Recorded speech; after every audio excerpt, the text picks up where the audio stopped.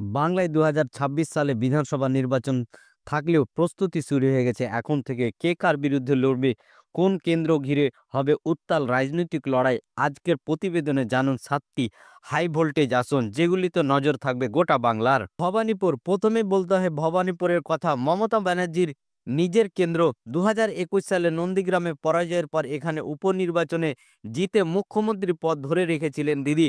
২০২৬-এ আবারও বিরোধীরা এই কেন্দ্র ঘিরে চাপ তৈরি করতে চাইবে, ফলে এটা নিশ্চিতভাবেই হাই ভোল্টেজ ব্যাটল হতে চলেছে। নন্দীগ্রাম, নন্দীগ্রাম যেখান থেকে শুভেন্দু অধিকারী ২০২১ সালে ইতিহাস গড়েছিলেন। মমতা ব্যানার্জিকে হারিয়ে এখন তিনি বিরোধী দলের নেতা। তৃণমূল এই কেন্দ্র দখল করতে মরিয়া। এখনও ২০২৬-এ হবে রিভেঞ্জ ব্যাটেল। আসানসোল, তৃতীয় আসনটি হলো আসানসোল। এখানে লোকসভা নির্বাচনে তৃণমূলের হয়ে জয়ী হয়েছিলেন শত্রুঘ্ন সিনহা। তবে বিধানসভায় বিজেপির উপস্থিতি এখনও প্রবল। এই কেন্দ্র নিয়ে দুই পক্ষের প্রবল প্রস্তুতি চলছে।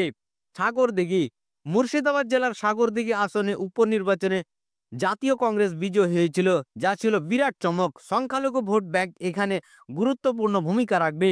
তৃণমূল এখানে ব্যাকফুটে ছিল, এবার ঘুরে দাঁড়ানোর চেষ্টা করবে। টালিগঞ্জ, কলকাতা শহর কেন্দ্র টালিগঞ্জে বরাবরই সেলেব প্রার্থীদের দেখা যায়।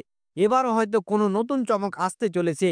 সেলেব বনাম রাজনীতিবিদ, দর্শকদের জন্য এক বিশেষ আকর্ষণ। বোলপুর, বোলপুর অনুব্রত মণ্ডলের প্রভাব কমছে বলে মনে করছে রাজনৈতিক মহল। বিজেপি এখানে জমি শক্ত করেছে। ভোটের সময় এই আসনের সংঘাত টানাপোড়েন অনেক বেশি হবে বলেই আশা করা হচ্ছে। ঝাড়গ্রাম, জঙ্গলমহলের আসনগুলি যেমন ঝাড়গ্রাম, বাঁকুড়া, এখানেও রাজনৈতিক লড়াই খুব জটিল। আদিবাসী ভোট কার দিকে যাবে তা অনেকাংশ নির্ধারণ করছে এই কেন্দ্রের ভাগ্য। বাংলার বিধানসভা নির্বাচন ২০২৬-এ এক অগ্নি পরীক্ষা হতে চলেছে সব রাজনৈতিক দলের। আজকের তালিকায় কোন আসনটি আপনার মধ্যে সবচেয়ে উত্তপ্ত, নিচে কমেন্ট করে জানান। আরও এমন রাজনৈতিক বিশ্লেষণ পেতে চ্যানেলটি সাবস্ক্রাইব করতে ভুলবেন না।